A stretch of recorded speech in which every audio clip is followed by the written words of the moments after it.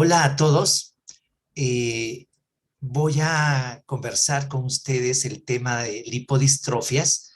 Mi nombre es Hernán Yupanqui, soy médico endocrinólogo y agradezco a la FUNCOLEP, Fundación Colombiana de Enfermedades Huérfanas, por la invitación a este evento. Es el quinto foro sobre lipodistrofias. En este caso le voy a hacer un abordaje sui generis porque voy a asociar dos enfermedades por déficit de leptina que producen extremos. Ya lo van a ver en el transcurso de la charla. Bueno, las enfermedades huérfanas son aquellas cuya prevalencia, como ustedes recordarán, es menor de 1 en 5.000 personas. En Colombia, el año 2020 se describieron más de 8.500 casos de estas enfermedades huérfanas.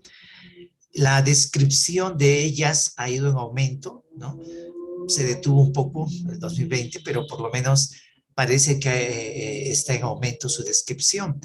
Y las ciudades como Antioquia, Bogotá, son las que lideran la descripción. Llama la atención siendo una Bogotá más grande que Antioquia esté por igual. Es decir, estas enfermedades no solamente son huérfanas, o sea, en el sentido que las personas que lo sufren son muy pocas, sino que los médicos no las conocemos y los profesionales de la salud tampoco. Probablemente nuestras autoridades requieran también asesoría porque son poco comunes. ¿Cuáles son las enfermedades endocrinas, nutricionales y metabólicas? Miren aquí, más o menos son el 11% de todas las enfermedades huérfanas descritas.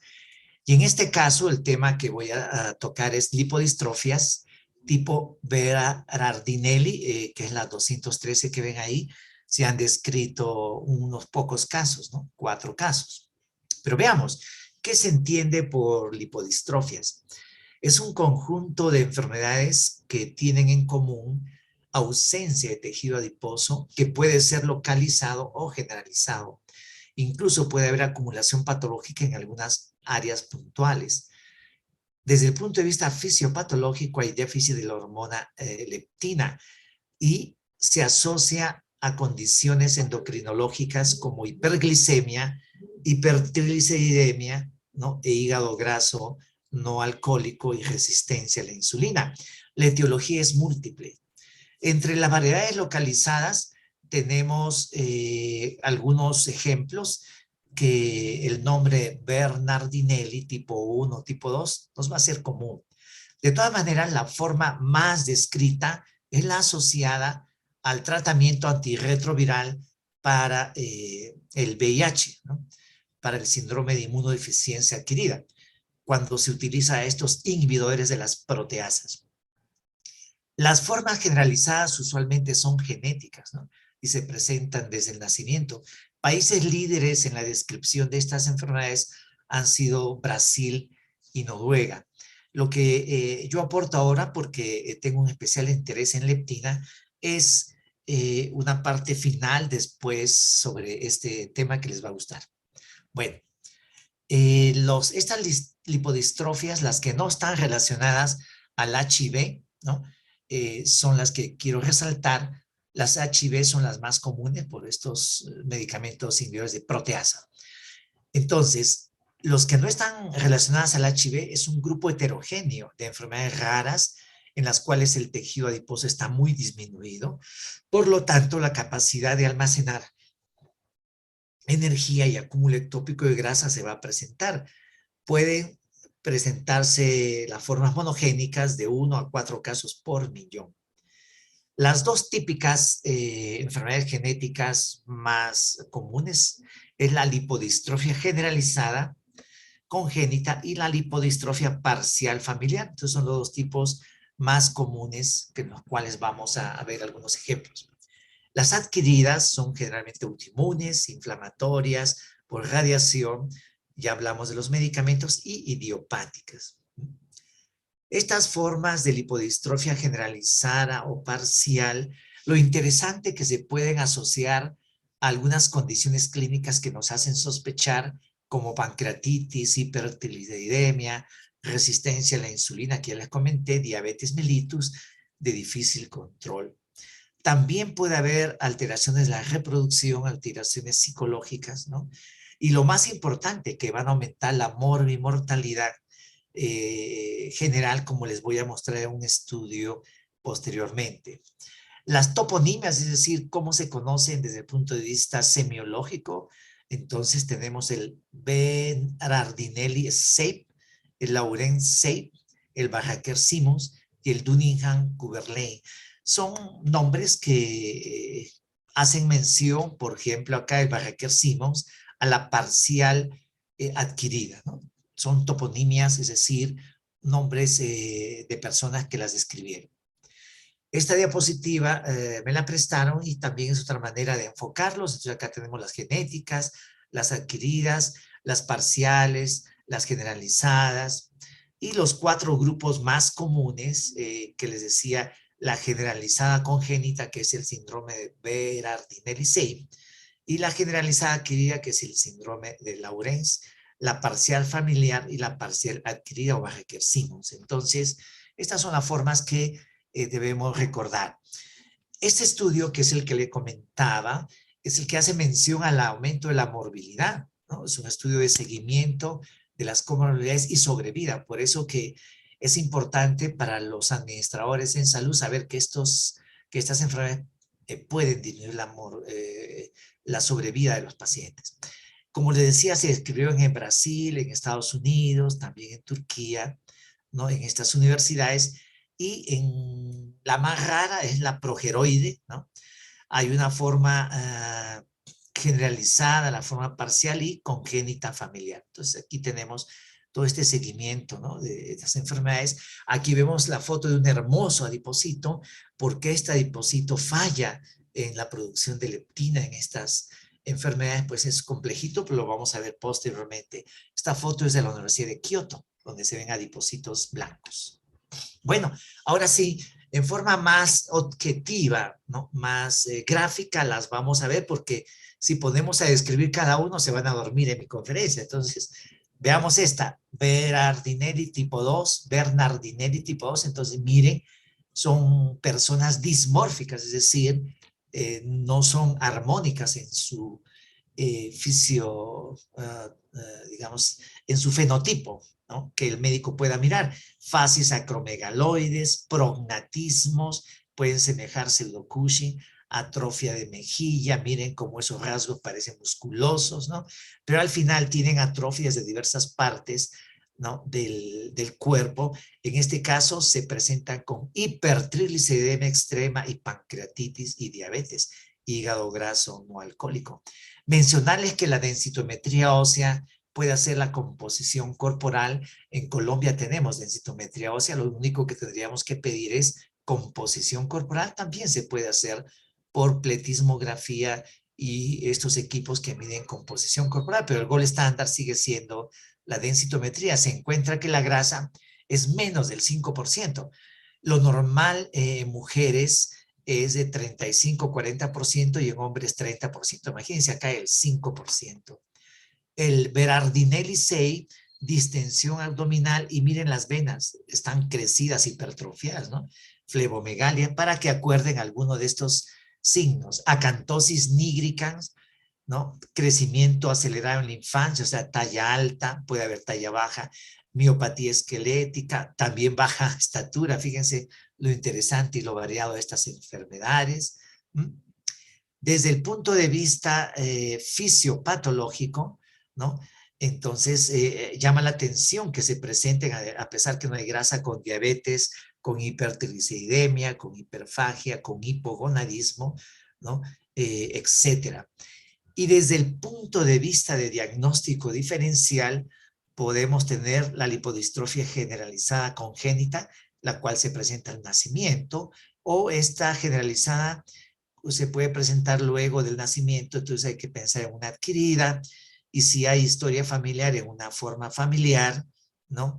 Y si la área de lipodistrofia está en las extremidades, algún tipo específico, entonces esto nos ayuda. El HIV, algunas regionales, o la forma progeroide, como ven ustedes en esta diapositiva. La resonancia magnética también nos permite cuantificar la grasa, ver músculo, ¿no?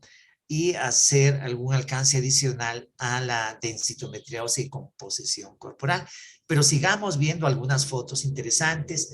Miren este síndrome dismórfico, ¿no? Con lipomastia. Esta es una generalizada, ¿no? Congénita generalizada. Esta es una parcial familiar también. Miren la mitad del cuerpo hacia arriba, facies cushingoide, las extremidades un poco más delgadas, la progeroide, ¿no? Muy interesante, el síndrome de Werner y esta progeroide típica. Es decir, cuando veamos a alguien que no es tan simpático en el sentido de que sea muy armónico, hay que pensar en esto. Miren, esta adquirida generalizada, ¿no? Esta mujer está asociada a un trasplante de médula ósea, ¿no? Esta también es una adquirida. Hay que estar sospechando en estas enfermedades cuando pues se presenta la ocasión. Otra forma de enfocarlas desde el punto de vista del diagnóstico diferencial es, por ejemplo, acá si aparece antes del año de edad, estamos pensando en una congénita, y si aparece después y hay algo de autoinmunidad, sería la adquirida, ¿no? Generalizada. O también si aparece en la niñez o, por ejemplo, se relaciona a trasplante de médula ósea, o la forma progeroide, la forma asociada a HIV. Entonces uno tiene que estar muy atento a pensar en estas enfermedades. Desde el punto de vista de tratamiento hay un gran avance en el mundo. Se usa la metreleptina y lo interesante que en las lipodistrofias la leptina sérica está disminuida, menos de 3 en los hombres y menos de 6 miligramos por decilitro en las mujeres. Entonces también hay que recordar esto. Otras formas, miren estas congénitas, ¿no? Generalizadas que después se desarrollan. Miren acá, lipomastia, formas dismórficas, ¿no?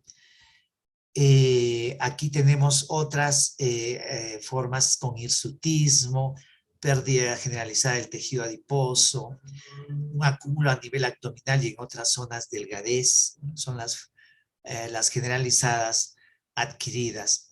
Otras, miren acá esta morfología de esta persona afectada, ¿no? Con, en este caso, baja talla, el tejido adiposo en el abdomen, aquí acantosis nígricas muy severas.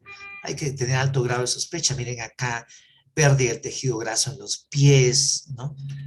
Esta parcial familiar, un síndrome dismórfico, miran la mitad para arriba y la mitad para abajo, ¿no? Son mujeres que son musculosas, ¿no? Aquí vemos la nueva tecnología, ¿no? Con la temperatura, ¿no? Y el calor. Entonces se puede hacer con estos aparatos mediciones. Esto yo lo vi en Brasil hace unos 8 a 10 años. En Colombia creo que ya los tienen en algunos sitios. Esta es la forma parcial familiar. También miren esta mujer, parece un Cushing, dismórfica. Esta es otra manera, entonces también parece un Cushing. Aquí hay delgadez de extremidades, pero acá no hay tanta obesidad, y delgadez de extremidades superiores, que es lo que diferencia del Cushing. Esta parcial solamente, miren que no hay pérdida del tejido bajo hacia abajo, del tejido graso hacia abajo, pero sí hacia arriba, ¿no? Igual, miren esta parcial, interesante sospecharlo. Esta jiba de búfalo no es un Cushing, es una parcial adquirida, una lipohipertrofia cervical, entonces también puede producir esta forma. Y está asociada al VIH, son localizaciones, ¿no? Y aquí hay otra jiba de búfalo, entonces uno tiene que tener alta sospecha. Bueno, ahora sí, vamos a hablar en unos minutos adicionales sobre la leptina, que como les había comentado, metralleptina se usa para el tratamiento de las lipodistrofias, pero de otro lado ha sido interesante que se han descrito por déficit de leptina, paradójicamente, obesidades monogénicas, a diferencia de las lipodistrofias que tienen también leptina, ¿no? Disminuida, es decir, tengo el déficit congénito de leptina que produce hipoleptinemia, la lipodistrofia que produce hipoleptinemia. Y el obeso cultural, el obeso que es la mayoría, digamos, de los grandes enfermedades crónicas no transmisibles, en Colombia más del 50%, paradójicamente tienen resistencia a la leptina. Es decir, todo eso hace que nos dediquemos un poquito de minutos a esta hormona que ven que está en el cromosoma 7, que es una proteína de 167 aminoácidos, que es sintetizada por el adipocito blanco. Ya les mostré una foto muy hermosa de Japón, de este adipocito. Y desde el punto de vista fisiológico, el nivel de leptina es proporcional a la masa grasa. Eso es lo normal, pero acuérdense que en la lipodistrofia está disminuida, en el déficit congénito está disminuido, y en el obeso, que es otra forma de distrofia, está con resistencia a la insulina. La leptina se ha diseñado en el ser humano para activar los núcleos anorexígenos e inhibir los núcleos orexígenos, es decir, activa el freno, ¿no?, del apetito e inhibe el apetito, ¿no? Regula la homeostasis energética, la actividad inmunitaria y la actividad gonadotropa. El déficit congénito de leptina se ha descrito el año 97 en una familia pakistaní en Inglaterra que tenía obesidad monogénica. Bueno, para entender toda esta dualidad, vamos a tratar de revisar cómo funciona la leptina. Acá está la leptina, acá está el receptor. Van a activar, ¿no?, una forma positiva la vía de señalización del JAK, STAC, del MAC, de la MP y el emetor. Y feedback va a ser la forma negativa, el SOC3 y el PTP1B. Esto es importante porque se trabajan ratones a estos diferentes niveles y se puede investigar mucho de este tema. Entonces la leptina, ¿no?, aumenta el gasto energético a través del sistema nervioso simpático y también del eje tiroideo. La mutación en el ratón, como vamos a ver en la siguiente tabla, ¿no?, produce obesidad monogénica, ¿no? Y en los humanos también se ha descrito este déficit congénito de leptina con obesidad. Entonces es una hormona muy importante. Y los ratoncitos que tienen falla en esta hormona, ¿no?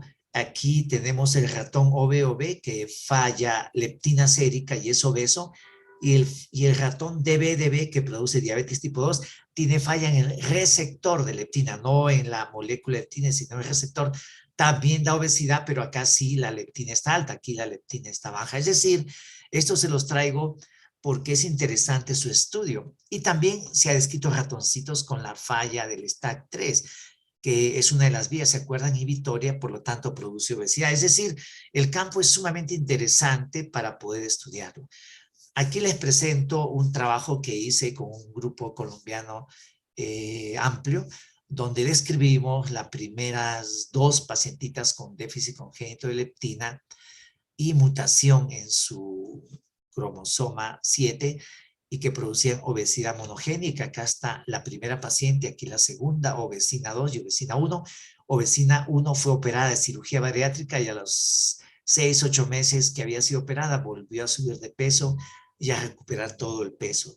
Es decir, un fracaso completo, ¿no?, de la cirugía bariátrica. ¿Por qué? Porque estas pacientes lo que no tenían es leptina, a diferencia del obeso cultural, de la gran mayoría de obesos, que lo que tiene es resistencia a leptina.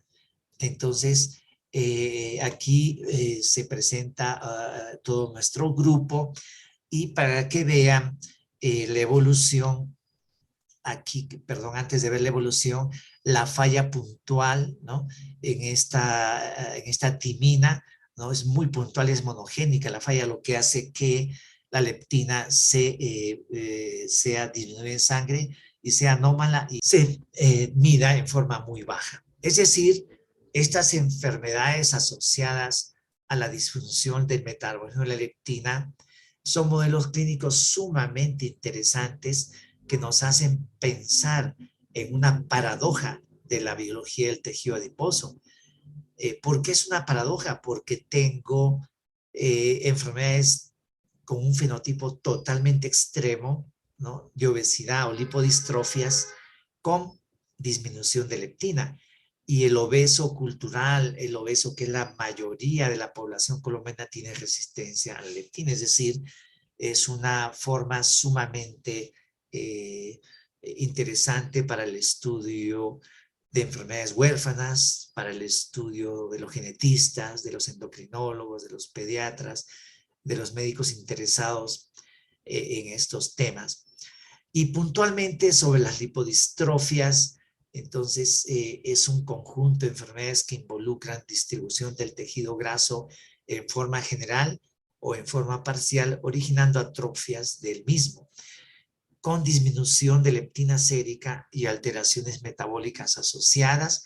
Acuérdense que en estos pacientes se encuentra diabetes tipo 2 con resistencia a la insulina, se puede encontrar hipertrigliceridemias extremas, se puede encontrar acantosis nigricans, se puede encontrar síndrome de ovario poliquístico, se encuentra síndromes dismórficos.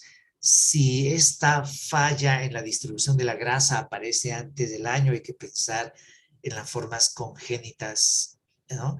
Y si aparece ya en la niñez en las formas adquiridas, hay que mirar la distribución de la grasa, si es más en la parte inferior o en la parte superior. Cuando vean pacientes que no son tan simpáticos, algo dismórficos, lo que significa que tengan prognatismo, que tengan facies de acromegalia, facies de Cushing, que tengan giba dorsal, las extremidades muy delgadas y sin grasa, las extremidades superiores o inferiores, el abdomen muy prominente, que se vean las venas, ¿no? O la forma progeroide, ¿no? Entonces, parece un envejecimiento precoz, pero también puede ser diagnóstico diferencial las lipodistrofias. A la fecha, la metraleptina está aprobado en el mundo para su utilización en las lipodistrofias, no está aprobada en el mundo para el déficit congénito de leptina, que es mi inquietud ahora, mi inquietud científica. Entonces, la metraleptina es la metionilleptina recombinante humana. En Europa y Estados Unidos está aprobado para la forma generalizada congénita, la forma generalizada adquirida. Y en Europa está aprobada para la parcial, ¿no?, adquirida, y para la parcial familiar. Son algunas diferencias que a veces se encuentran entre las autoridades sanitarias de Estados Unidos y Europa. En Colombia está aprobado para las lipodistrofias generalizadas. Hay aquí algunos pacientes, los endocrinólogos pediatras, mis colegas, conozco en Bogotá, que tienen algunos pacientes ya en tratamiento con metraleptina, pero lo importante no es que la metraleptina vaya a remontar o vaya a hacer que la parte dismórfica mejore, sino lo que hace es mejorar la calidad de vida, que la diabetes se pueda controlar, la hipertrigliceridemia, el ovario poliquístico, la acantosis nigricans y la disminución de la calidad de vida en estos pacientes. Recordar que cuando uno tenga sospecha de estas lipodistrofias, entonces debemos enviar el paciente al especialista para que haga una caracterización más adecuada del caso, ¿no? También recordarles que no solamente son los pacientes dismórficos y los pacientes que tienen una distribución anómala de la grasa, sino esas obesidades que aparecen en los niños antes de los 2 años, especialmente con un apetito voraz. Los casos que describimos en Colombia, que son los primeros de descripción en América, en toda América, la mamá anecdóticamente nos contaba que las niñas al mes, 2 meses de nacido, no se saciaban con la leche materna y pedían que les prepararan teteros, y la mamá les daba leche materna, pero tenía que prepararles 5, 6, 7, 8 teteros al día, lógicamente con un apetito voraz las niñas y llegando a obesidades de muy temprana edad. Entonces también cuando ustedes tengan sospecha de obesidades antes de los 2 años y que puedan ser monogénicas, hay que pensar en estas enfermedades huérfanas y no dejar escapar el diagnóstico de déficit congénito de leptina.